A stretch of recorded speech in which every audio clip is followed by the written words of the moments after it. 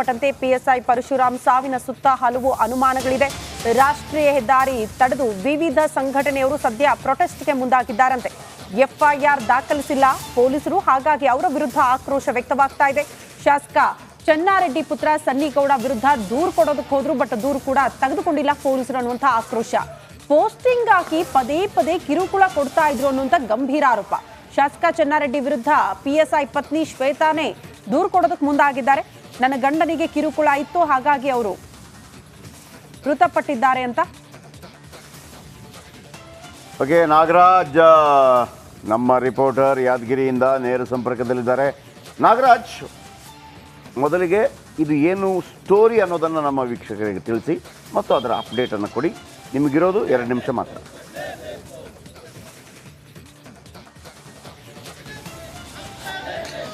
ಜಯಪ್ರಕಾಶ್ ಶೆಟ್ಟಿ ಯಾದಗಿರಿ ನಗರ ಠಾಣೆಯಲ್ಲಿ PSI ಆಗಿ ಕರ್ತವ್ಯ ನಿರ್ವಹಿಸುತ್ತಿರುವಂತಹ ಪರಶುರಾಮ್ಗೆ ಕಳೆದ 2 ದಿನಗಳ ಹಿಂದೆ CN ಪೊಲೀಸ್ ಠಾಣೆಗೆ ವರ್ಗಾವಣೆಯನ್ನು ಮಾಡಿರ್ತಾರೆ. ಆದರೆ ಕಾನೂನು ಬಾಹಿರವಾಗಿ ವರ್ಗಾವಣೆ ಮಾಡಿರ್ತಾರೆ. ಯಾಕಂತಂದರೆ ಈ ನಗರ ಠಾಣೆಗೆ 20 ಲಕ್ಷ ಕೊಟ್ಟು ಈ ಒಂದು ಪರಶುರಾಮ್ ಕಳೆದ 7 ತಿಂಗಳ ಹಿಂದೆ ಅಪಾಯಿಂಟ್ಮೆಂಟ್ ಆಗಿರ್ತಾನೆ. ಆದರೆ ಸಡನ್ ಆಗಿ ಇವನಿಗೆ ಮತ್ತೆ ಪೋಸ್ಟಿಂಗ್ ಸಲುವಾಗಿ ಇನ್ನೊಬ್ಬ ಅಧಿಕಾರಿ ಬಂದು ಹೆಚ್ಚಿನ ಹಣವನ್ನು ನೀಡಿರೋ ಹಿನ್ನೆಲೆ ಅವರನ್ನು ತೆಗೆದು ಮತ್ತೊಬ್ಬ ಅಧಿಕಾರಿಯನ್ನು ಈ ಒಂದು ಸ್ಥಾನಕ್ಕೆ ನಿಯೋಜನೆ ಮಾಡ್ತಾರೆ. ಹೀಗಾಗಿ ಈ ಸಂಬಂಧ ಕಳೆದ 2 ದಿನಗಳ ಹಿಂದೇನು ಪ್ರಿಯಾಂಕಾ ಖರ್ಗೆ ಅವರಿಗೂ ಸಹ ಫೋನ್ ಕಾಲ್ ಮಾಡೋ ಮೂಲಕ ಈ ಬಗ್ಗೆ ಮನವರಿಕೆ ಮಾಡುವಂಥ ಕೆಲಸವನ್ನು ಸಹ ಈ ಒಂದು PSI ಪರಶುರಾಮ್ ಮಾಡಿರ್ತಾರೆ. ಆದರೂ ಸಹ ಅವರು ಒಂದು ರೀತಿಯ ಆ ಟೈಮ್ನಲ್ಲಿ ಕಾಲ್ ಪಿಕ್ ಮಾಡಿರಲಿಲ್ಲ. ಹೀಗಾಗಿ ಕಾಲ್ ಪಿಕ್ ಮಾಡಿಲ್ಲ ಅನ್ನುವಂಥ ಮಾಹಿತಿ ಸಹ ಇವಾಗ ಲಭ್ಯವಾಗ್ತಾ ಇರುವಂಥದ್ದು. ಹೀಗಾಗಿ ಈ ಬಗ್ಗೆ ಮನೆಯಲ್ಲಿ ಯಾರೋ ಇರ್ತಿರಲಿಲ್ಲ. ಯಾಕಂದರೆ ಗರ್ಭಿಣಿ ಹೆಣ್ಮಗಳ ಪತ್ನಿ ಗರ್ಭಿಣಿ ಆಗ್ತಿರೋ ಹಿನ್ನೆಲೆಯೇನು ತವರು ಮನೆಗೆ ಡೆಲಿವರಿ ಸಲುವಾಗಿ ಹೋಗಿದ್ರು. ಹೀಗಾಗಿ ತನ್ನ ತಂದೆ ಹಾಗೂ ತಾನು ಇಬ್ಬರೇ ಮನೆಯಲ್ಲಿ ಇದ್ದರು. ಹೀಗಾಗಿ ಮಧ್ಯಾಹ್ನ ಡ್ಯೂಟಿ ಮುಗಿಸ್ಕೊಂಡು ಮನೆಗೆ ಬಂದಂಥ ಸಂದರ್ಭದಲ್ಲಿ ಹಾರ್ಟ್ ಅಟ್ಯಾಕ್ ಆಗಿಬಿಟ್ಟು ಸ್ಥಳದಲ್ಲಿ ಮೃತಪಟ್ಟಿರ್ತಾರೆ. ಆದರೆ ತಂದೆಗೆ ಗೊತ್ತಾಗಿರೋದಿಲ್ಲ. ಸಂಜೆ 7 ಗಂಟೆಗೆ ಹೋಗಿ ನೋಡಿದಂಥ ಸಂದರ್ಭದಲ್ಲಿ ಅಲ್ಲಿ ಆ ಮಗ ಮೃತಪಟ್ಟಿರೋದು ಗೊತ್ತಾಗಿರುತ್ತೆ. ಅದಾದ ಬಳಿಕ ನಗರದ ಖಾಸಗಿ ಆಸ್ಪತ್ರೆಗೆ ದಾಖಲು ಮಾಡುವಂಥ ಕೆಲಸ ಮಾಡ್ತಾರೆ. ಅಲ್ಲಿ ವಿವಿಧ ಸಂಘಟನೆ ಅಂದರೆ ದಲಿತ ಪರ ಸಂಘಟನೆ ಆಗಿರ್ಬೋದು, ಹಿಂದೂ ಪರ ಸಂಘಟನೆಗಳ ಕಾರ್ಯಕರ್ತರು ಬಂದು ಈ ಒಂದು ಸಾವಿಗೆ ಪತ್ನಿ ಸ್ವತಃ ಆರೋಪ ಮಾಡ್ತಾರೆ. ಯಾಕಂದರೆ ನನ್ನ ಗಂಡನಿಗೆ ಶಾಸಕ ಆಗಿರ್ಬೋದು, ಶಾಸಕನ ಪುತ್ರ ಸನ್ನಿಗೌಡ ಆಗಿರ್ಬೋದು ನಿರಂತರವಾಗಿ 30 ರಿಂದ 40 ಲಕ್ಷ ಹಣ ನೀಡಬೇಕು ಅಂತೇಳಿ ಒಂದು ರೀತಿ ಕಿರುಕುಳ ನೀಡ್ತಿದ್ರು. ಹೀಗಾಗಿ ಪೊಲೀಸರ ತನಿಖೆ ಸ್ಥಳಕ್ಕೆ ಇದೀಗ ಮೋಹನ್ ಲಾಲ್ ಭೇಟಿಯನ್ನ ಕೊಟ್ಟಿದ್ದಾರಂತೆ. ದುರಂತ ಸ್ಥಳಕ್ಕೆ ಭೇಟಿಯನ್ನ ಕೊಟ್ಟಿದ್ದಾರೆ ಸೂಪರ್ ಸ್ಟಾರ್. ಮುಂಡಕೈ ಚೂರಲ್ ಮಲೈನಲ್ಲಿ ಭಾರಿ ದುರಂತ ಸಂಭವಿಸಿತ್ತು. ವಯನಾಡು ಭೂಕುಸಿತಕ್ಕೆ ಇಲ್ಲಿಯವರೆಗೂ 342 ಜನ ಸಾವನ್ನಪ್ಪಿದ್ದಾರೆ. ದುರಂತ ನಡೆದ ಸ್ಥಳಕ್ಕೆ ಭೇಟಿಯನ್ನ ಕೊಟ್ಟಿದ್ದಾರೆ ಮೋಹನ್ ಲಾಲ್. ಇನ್ನು ಸೇನೆ ಜೊತೆ ದುರಂತ ಸ್ಥಳವನ್ನ ವೀಕ್ಷಣೆ ಮಾಡ್ತಾ ಇದ್ದಾರೆ ಮೋಹನ್ ಲಾಲ್. ಸೇನೆಯಲ್ಲಿ ಲೆಫ್ಟಿನೆಂಟ್ ಕರ್ನಲ್ ಪದವಿ ಹೊಂದಿರುವಂತಹ ಲಾಲ್ ಅವರು ಸೇನಾ ವಾಹನದಲ್ಲಿ ಸೇನಾ ಉಡುಪನ್ನ ತೊಟ್ಟು ಬಂದಿದ್ದಾರೆ ಲಾಲ್. ಇದೇ ವಿಚಾರಕ್ಕೆ ಸಂಬಂಧಪಟ್ಟಂತೆ ಮತ್ತಷ್ಟು ಡೀಟೇಲ್ಸ್ ಕೊಡ್ತಾ ಹೋಗ್ತಾರೆ ನನ್ನ ಕಲೀಗ್ ನಾಗೇಂದ್ರ ಬಾಬು. ಸ್ಥಳದಿಂದ ನೇರ ಸಂಪರ್ಕದಲ್ಲಿದ್ದಾರೆ. ಸೇನು ನಾಗೇಂದ್ರ ಬಾಬು, ಇದೀಗ ಸ್ಥಳಕ್ಕೆ ಮೋಹನ್ ಲಾಲ್ ರವರು ಭೇಟಿಯನ್ನ ಕೊಟ್ಟಿದ್ದಾರೆ. ಏನ್ ಆಗ್ತಾ ಇದೆ ಅಲ್ಲಿ ಸ್ಥಳದಲ್ಲಿ, ಡೀಟೇಲ್ಸ್ ನೀಡ್ತಾ ಹೋಗೋದಾದ? ಮೇಡಮ್,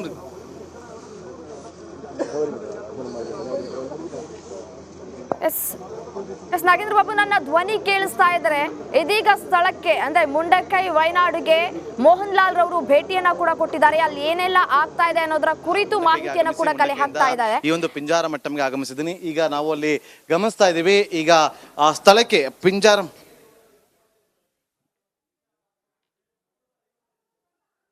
ಬೆಟ್ಟ ಅನ್ನುವ ಜಾಗದಲ್ಲಿ ನಿಂತಿದ್ದೀನಿ. ಈ ಒಂದು ಜಾಗಕ್ಕೆ ಈಗ ಎಸ್ ರಮ್ಯಾ, ನೋಡಿ, ಈಗ ಇಲ್ಲಿಂದ ನಮಗೆ ಒಂದು 15 ಸೆಕೆಂಡ್ಸ್ ಡಿಲೇ ಇರೋದ್ರಿಂದ ನನ್ನ ಧ್ವನಿ ನಿಮಗೆ ಲೇಟಾಗಿ ನಿಮಗೆ ಕೇಳೋದಕ್ಕೆ ಸಿಗುತ್ತೆ. ನೋಡಿ, ಈಗ ನಾವೀಗ ಪಿಂಜಾರ ಬೆಟ್ಟಂ ಅನ್ನುವ ಜಾಗದಲ್ಲಿ ನಿಂತಿದ್ದೀನಿ. ಈ ಒಂದು ಜಾಗಕ್ಕೆ ಈಗ ಮೋಹನ್ ಲಾಲ್, ನಟ ಹಾಗೆ ಕರ್ನಲ್ ಆಗಿರುವಂಥ ಮೋಹನ್ ಲಾಲ್ ಅವರೀಗ ಆಗಮಿಸಿ ಈ ಒಂದು ಸ್ಥಳ ಪರಿಶೀಲನೆ ಕೂಡ ಮಾಡ್ತಾ ಅಂದರೆ ಇಲ್ಲಿಂದ ಮಾಹಿತಿಯನ್ನು ಪಡೆದುಕೊಳ್ತಿದ್ದಾರೆ.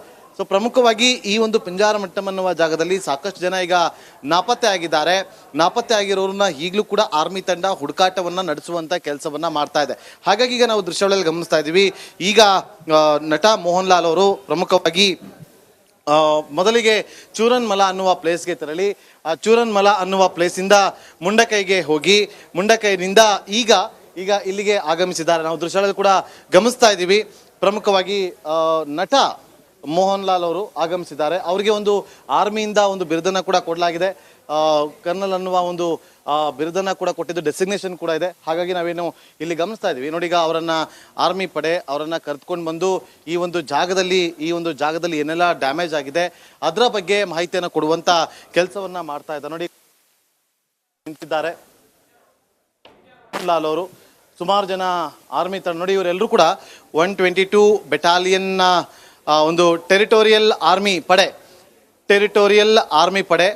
122 ಬೆಟಾಲಿಯನ್ನ ಸಂಬಂಧಪಟ್ಟಂತ ಇವರು ಆರ್ಮಿಯವರು ಈಗ ಮೋಹನ್ ಲಾಲ್ ಅವ್ರನ್ನ ಜೊತೆಯಲ್ಲಿ ಕರೆದುಕೊಂಡು ಬರ್ತಿದ್ದಾರೆ. ನೋಡಿ ದೃಶ್ಯಗಳಲ್ಲಿ ಕೂಡ ಗಮನಿಸ್ತಾ ಇದೀವಿ.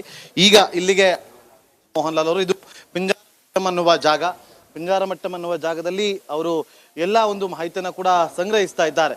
ನೋಡಿ ಪ್ರಮುಖವಾಗಿ ಈಗ ಅವರು ಆ ಒಂದು ಜಾಗವನ್ನ ಪರಿಶೀಲನೆ ಮಾಡೋದಕ್ಕೂ ಕೂಡ ಹೋಗ್ತಾ ಇದ್ದಾರೆ.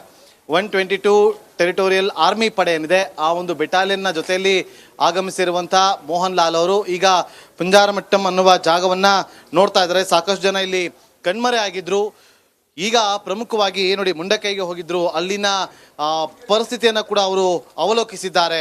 ಚೂರನ್ ಮಲೆ ಅನ್ನುವ ಜಾಗ ಕೂಡ ಹೋಗಿದ್ರು, ಅಲ್ಲೂ ಕೂಡ ಒಂದಷ್ಟು ಇನ್ಫಾರ್ಮೇಶನ್ಗಳನ್ನ ಕೂಡ ಕಲೆ ಹಾಕಿದ್ರು.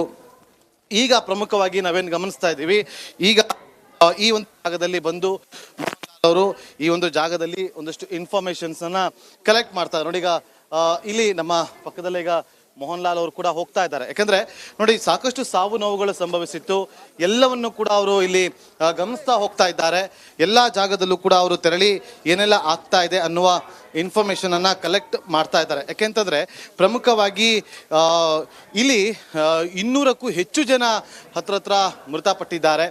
ಸೊ ಅಷ್ಟೇ ಅಲ್ಲದೆ ಸಾಕಷ್ಟು ಜನ ಇನ್ನೂ ಕೂಡ 200ಕ್ಕೂ ಹೆಚ್ಚು ಜನ ಮಿಸ್ಸಿಂಗ್ ಆಗಿದ್ದಾರೆ. ಕಂಪ್ಲೀಟ್ ಆರ್ಮಿ ಪಡೆ, ಕೇರಳದ ರೆಸ್ಕ್ಯೂ ಟೀಮ್ ಏನಿದೆ ಅವರು ಕೂಡ ಈಗ ಇಲ್ಲಿ ಜೊತೆಯಲ್ಲಿದ್ದಾರೆ. ಅವರು ಕೂಡ ಅವ್ರಿಗೆ ನೋಡಿ ಈಗ ಏನು ಅಲ್ಲಿ ನಮ್ಮ ಕ್ಯಾಮ್ರಾ ಪರ್ಸನ್ ತೋರಿಸ್ತಾ ಇದ್ದಾರೆ, ದೊಡ್ಡ ದೊಡ್ಡ ಬಂಡೆ ಕಲ್ಲುಗಳೇನಿದೆ ಆ ಎಲ್ಲಾ ಬಂಡೆ ಕಲ್ಲುಗಳು ಕೂಡ ಬೆಟ್ಟದ ಮೇಲಿಂದ ಬಂದು ಬಿದ್ದಿರುವಂಥದ್ದು, ಎಲ್ಲವೂ ಕೂಡ ಸರ್ವನಾಶವನ್ನ ಮಾಡಿಕೊಂಡು ಹೋಗಿದೆ. ನಾವು ಈಗ ಏನು ಮೋಹನ್ ಲಾಲ್ ನಿಂತಿರುವಂಥ ಜಾಗ ಇದೆಯಲ್ಲ, ಇದೇ ಜಾಗದಲ್ಲಿ 15 ಮನೆಗಳಿದ್ದವು. 15 ಮನೆಗಳು ಕೂಡ ಇವತ್ತು ಸರ್ವನಾಶ ಆಗಿದೆ. ನೋಡಿ ಈ ಜಾಗದಿಂದ ಆ ಮೇಲ್ಭಾಗಕ್ಕೆ ಗಮನಿಸ್ತಾ ಇದ್ದೀವಿ, ನಮ್ಮ ಕ್ಯಾಮ್ರಾಮನ್ ತೋರಿಸ್ತಾ ಇದ್ದಾರೆ ಆ ಒಂದು ಜಾಗವನ್ನ, ಎಲ್ಲಿ ಮೊದಲು ಲ್ಯಾಂಡ್ ಸ್ಲೈಡ್ ಆಯ್ತಲ್ವಾ ಆ ಜಾಗದ ದೃಶ್ಯವನ್ನ ತೋರಿಸುವಂತ ಕೆಲಸವನ್ನ ಮಾಡ್ತಾ ಇದ್ದಾರೆ. ಸೊ ಆ ಒಂದು ಜಾಗಕ್ಕೆ ಯಾರು ಕೂಡ ಹೋಗೋದಕ್ಕೆ ಸಾಧ್ಯ ಇಲ್ಲ. ಸೊ ಈಗ ನೋಡಿ ಮೋಹನ್ ಲಾಲ್ ಅವರು ಈಗ ನೋಡಿ ಇಲ್ಲಿ ಅಲ್ಲಿ ಹೋಗ್ತಿದ್ದಾರೆ.